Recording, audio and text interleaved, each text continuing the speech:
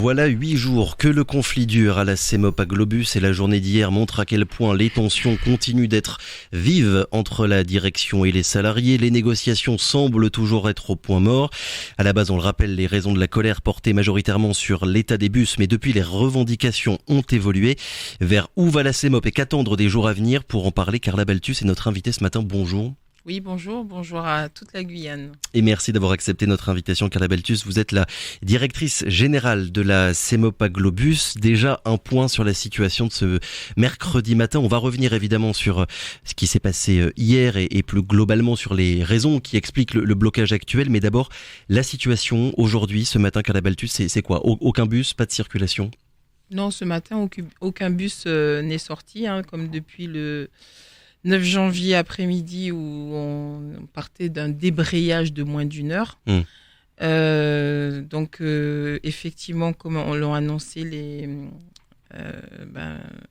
grévistes, quoique ce n'est pas une grève puisque le mouvement est illégal, depuis le 9, il n'y a pas de bus qui sort du dépôt. On constate, puisque effectivement, ça a été dit, on mandate un huissier quasiment tous les jours, et on constate qu'il y a un délit d'entrave de travailler.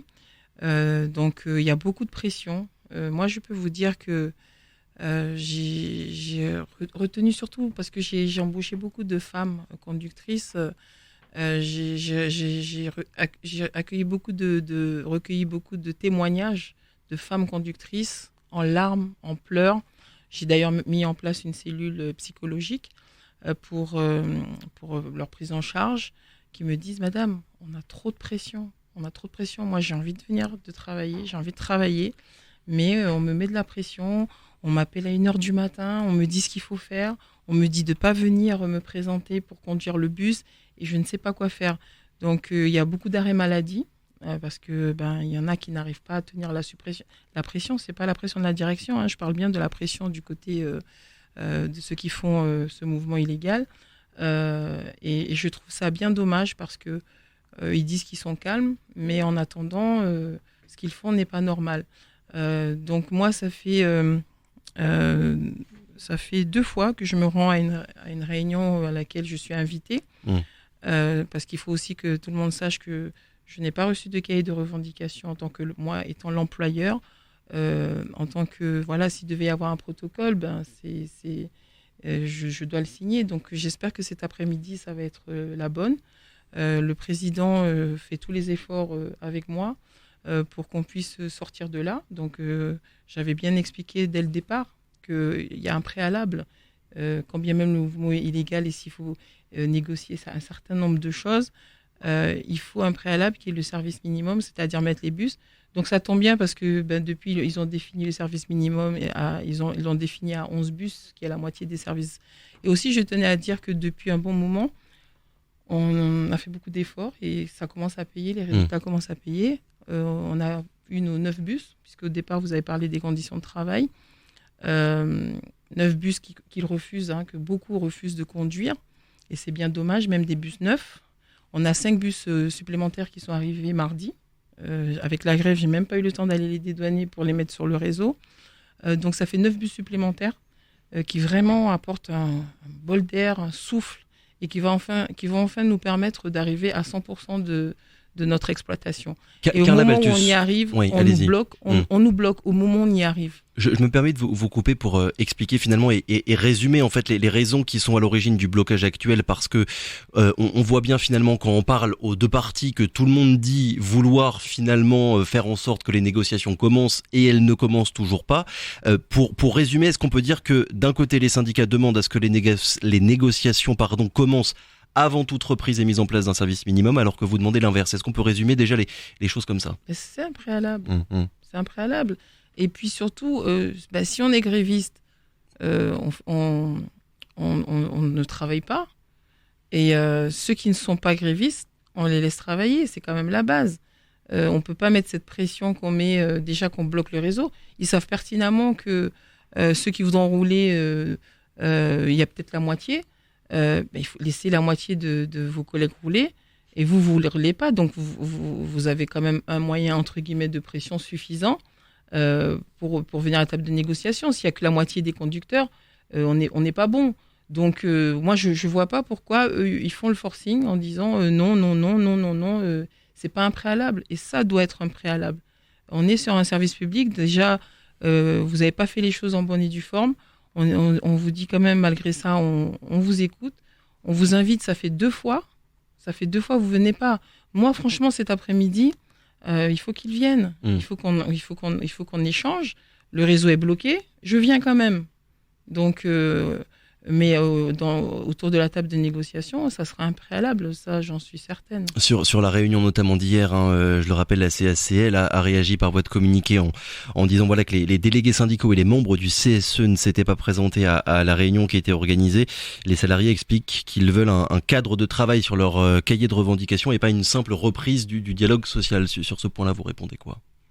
De toute façon, il y a des documents qui ont été proposés. Ça va être la base de négociation. Il y a des choses qu'on peut accepter, il y a des choses qu'on ne pourra pas accepter.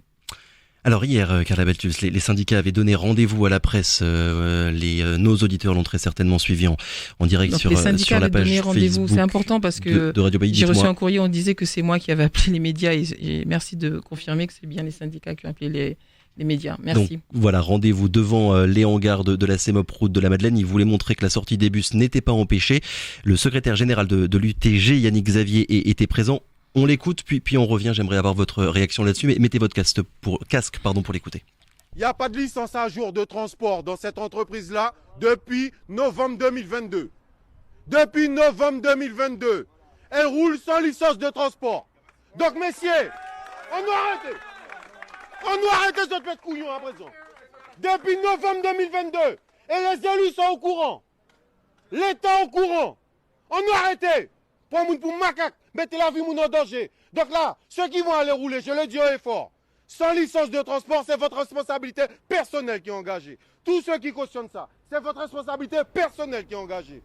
Voilà donc Yannick Xavier hier, le live est disponible sur notre page Facebook.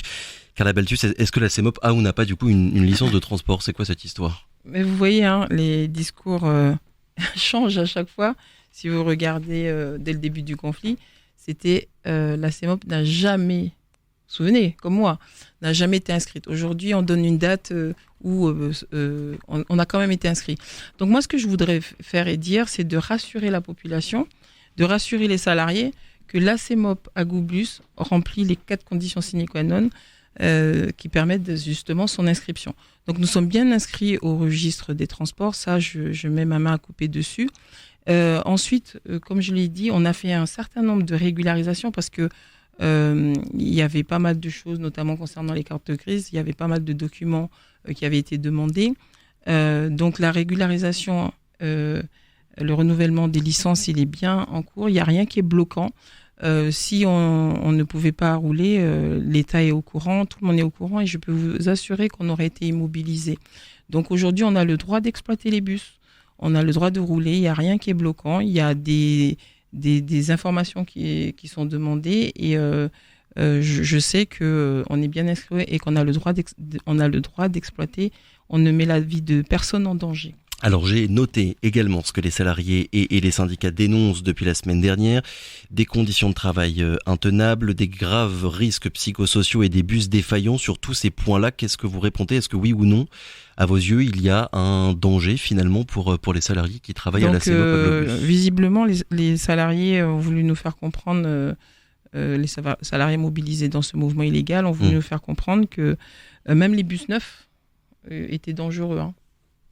Donc, même quand on achète des bus tout neufs de nouvelle génération, la CACL les a mis à disposition, il les a achetés et investis. Et vous m'avez entendu auparavant lourdement insister qu'on attendait ces investissements. On a encore 5 bus qui vont être commandés cette année. Donc, on a 5 bus qui sont arrivés supplémentaires encore. Donc, ça fait déjà 14 bus si je compte bien. Donc, ça veut dire qu'il y a beaucoup d'investissements qui sont faits.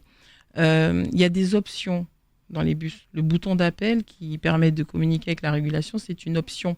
Donc les bus en cas de problème de sécurité, durant le service. C'est pour qu'on puisse ça entendre. Ça ne veut pas dire que la régulation va pouvoir tout de suite faire quelque chose, mais c'est pour pouvoir entendre ce qui se passe dans le bus.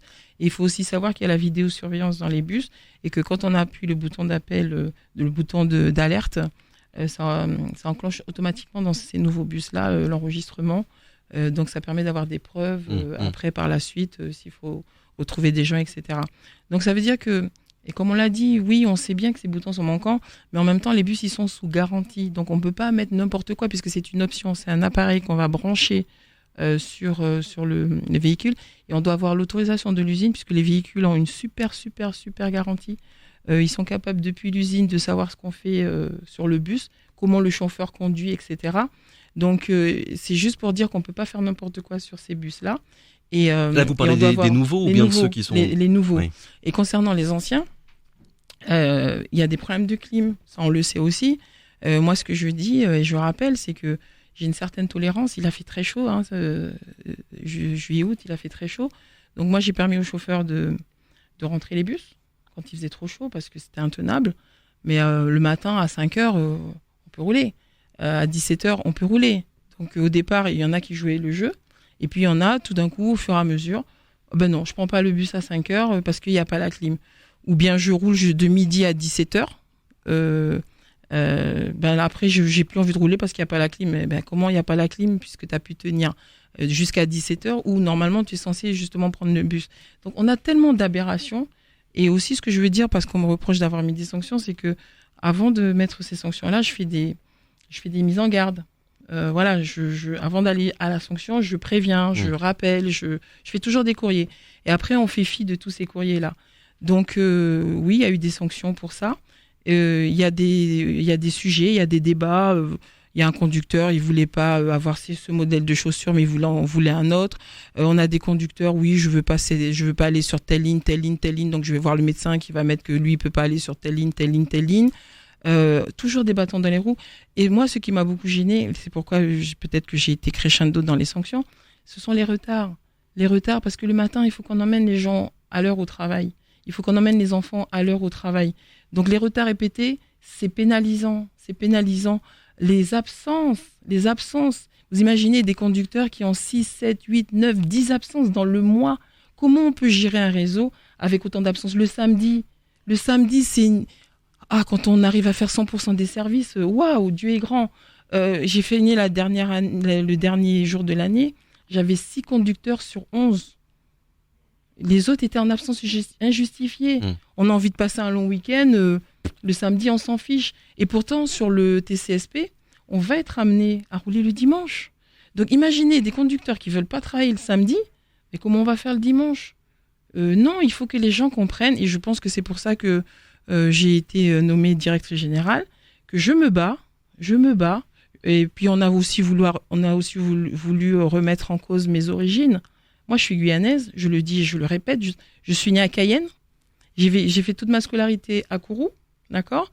J'ai jusqu'au bac, après je suis partie, j'ai rencontré un Mahorais, c'est ce qui fait que j'étais à Mayotte, et après, avec l'âge et tout, j'ai voulu aussi revenir au pays, j'ai voulu aussi être près de ma famille, de mes parents. Donc on va me chercher même sur ces terrains-là. Donc moi, je me bats. Et je veux que la population croie en moi, croit en ce que je fais. Il y a beaucoup de diffamation, mais ça, on aura l'occasion d'en parler ultérieurement. Aujourd'hui, c'est pas ça le problème. Aujourd'hui, le problème, c'est de remettre le réseau, puisque c'est ce qui fait. Il faut que tous les salariés, grévistes, non grévistes, se rappellent que si on n'avait pas une population qui n'a pas une voiture pour se déplacer, il n'y aurait pas de bus. Donc, il n'y aurait pas de travail. Et on ne serait pas là à parler, ou on parlerait d'un autre sujet.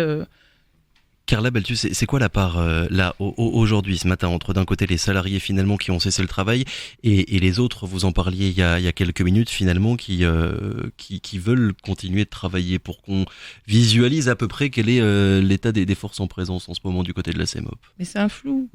Moi, je ne donnerai pas des statistiques, charge à eux peut-être de le faire. Mais aujourd'hui... on a des gens qui n'ont rien à voir de l'exploitation, qui se font porte-parole. qui s'immiscent dans le mouvement, qui sont là. Soi-disant, on défend les conducteurs. Et puis quand on regarde le cahier de revendication, il n'y a rien qui concerne les conditions de travail des conducteurs. On me demande de faire des NAO, alors que les NAO, je les ai déjà faites. NAO, j'ai un vous pouvez PV, préciser. négociation annuelle obligatoire.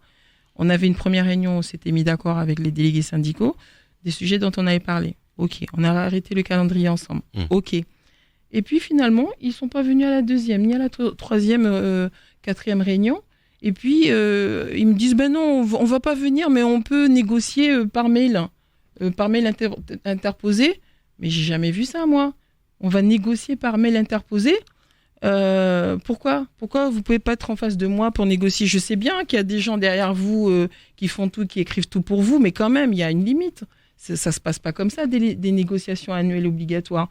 Et puis là, maintenant, on se permet de dire que je n'ai pas... j'ai bloqué, j'ai pas fait, et on veut refaire. Mais non, faut qu'on arrête. Donc moi, j'espère que... Le conflit devient personnel, Carla Balthus. Vous êtes arrivé... Est-ce que le conflit est en train de devenir personnel? Vous êtes arrivé en 2020, quand vous pensez à ces 3 dernières années, parce que ce qui se passe en ce moment, c'est quand même loin d'être une première. Est-ce qu'il vous arrive de vous dire la méthode de travail, finalement, n'est pas la bonne? Écoutez, moi, ce que j'ai envie de dire, c'est que j'ai signé, d'accord, pour 5 ans. Et je veux aller au bout des 5 ans. Même si on demande ma tête.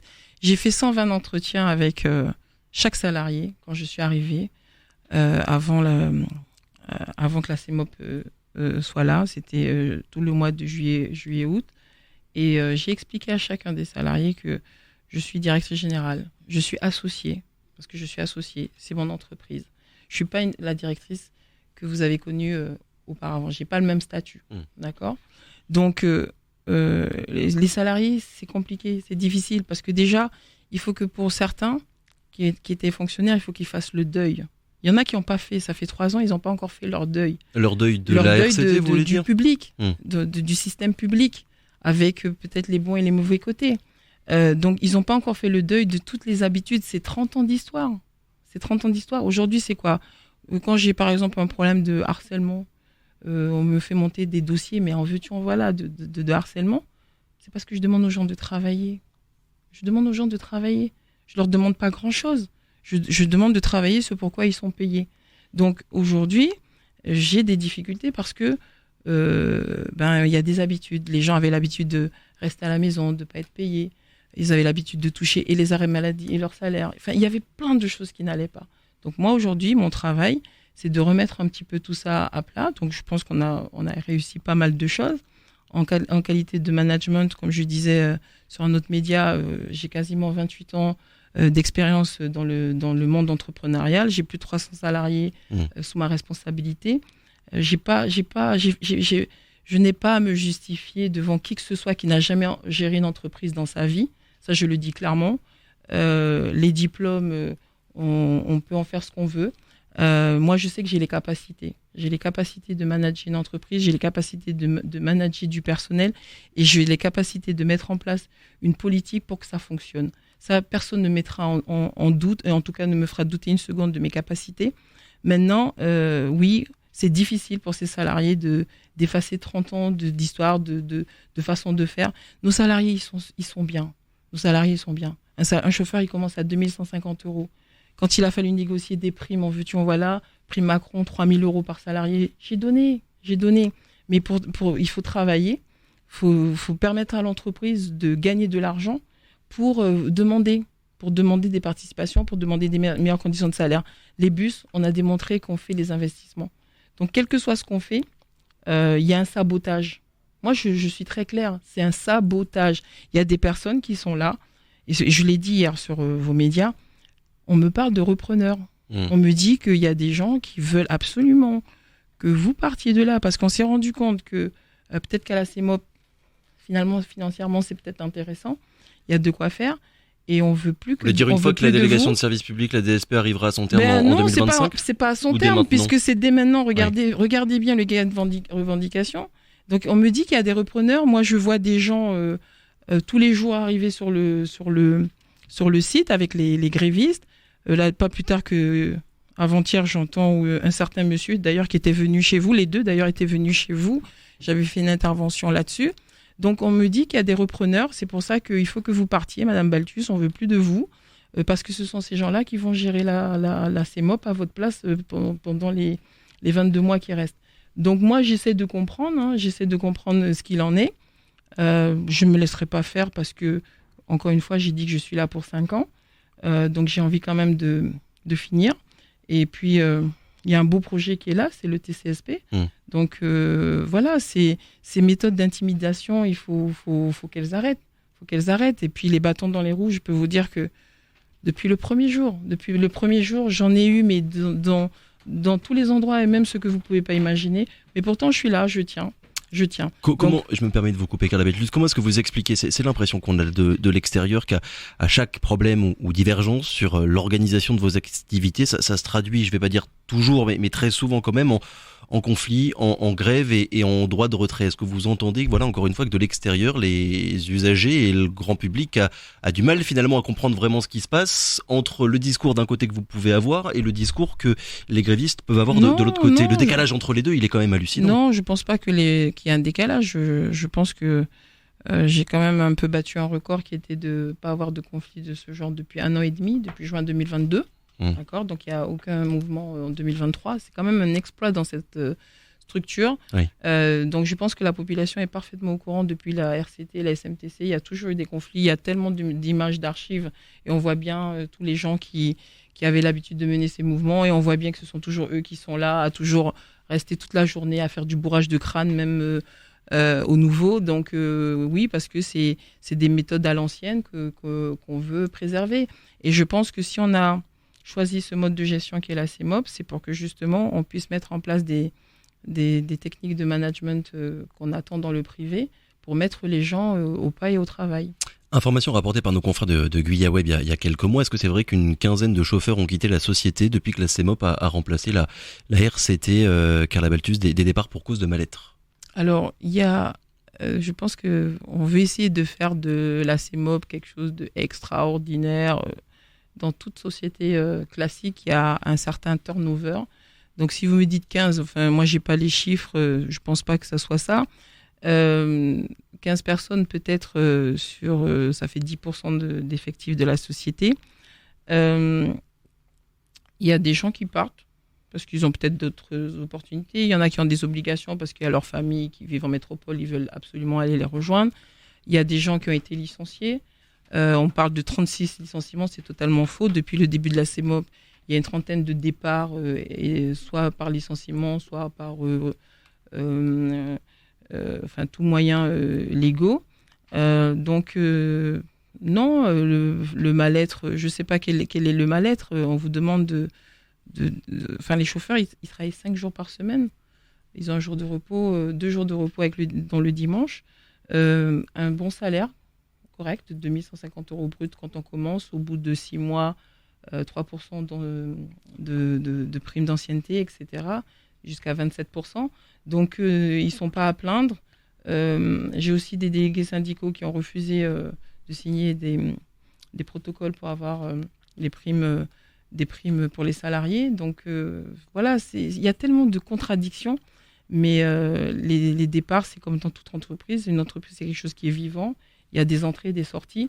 On n'est pas dans le monde du transport. Vous savez qu'il y a il manque beaucoup de chauffeurs, il manque beaucoup de conducteurs, que ce soit à la RATP, que ce soit un peu partout, parce que c'est pas un métier facile. Il faut se réveiller très tôt, voilà, et on finit tard aussi. Notre réseau s'arrête à 21h. Dans le futur marché, ça se terminera à quasiment minuit, 1h du matin. Donc, c'est pas évident. Il y a des gens qui, peut-être, au bout d'un moment, disent « bon, ça me convient pas, j'ai d'autres opportunités, d'autres propositions ».